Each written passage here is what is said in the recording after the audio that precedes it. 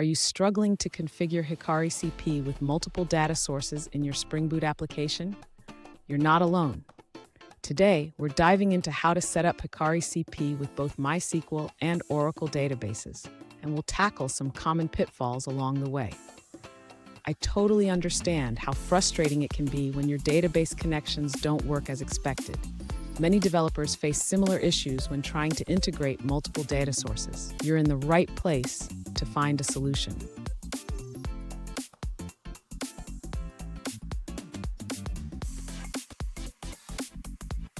Let's look at the specific question at hand. One user asked, how can I use HikariCP as a JDBC connection pool in my Spring Boot application with two data sources, MySQL as the primary database and Oracle for additional data? This is a common scenario, and we're here to help. To understand the issue, we need to recognize that configuring multiple data sources can lead to complications, especially with connection pooling and Flyway migrations. Let's break down the setup and see where things might be going wrong. Stick around, because at the end of this video, I will share a crucial tip that can save you from future headaches when working with multiple data sources. To address the issue with HikariCP not reading the configurations correctly, the user should first ensure that the HikariCP properties are prefixed correctly in the application properties file. Next, the user should modify the data source being definitions to ensure that HikariCP is being used as the connection pool for both MySQL and Oracle databases.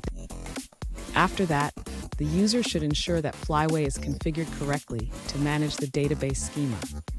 This includes setting the correct Flyway properties in the application properties file. Finally, the user should run the application and check the logs for any warnings or errors related to Flyway. If the schema creation still fails, they may need to manually create the schema before running the application. Here's a fun fact. Did you know that HikariCP is named after the Japanese word for light? It's designed to be a lightweight and fast connection pool, perfect for high-performance applications. Now let's look at the answers provided by other users. An alternative approach provided by a user involves configuring two data sources in your Spring Boot application.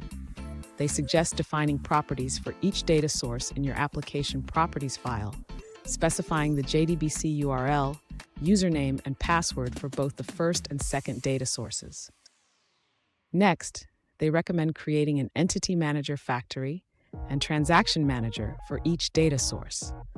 This ensures that your application can manage transactions and entities separately for both databases.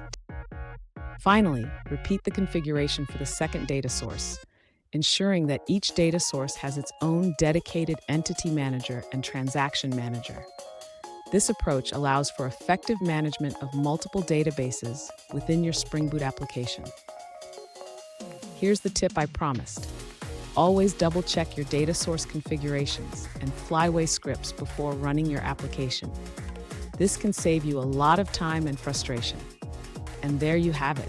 With these steps, you should be able to configure HikariCP with multiple data sources successfully.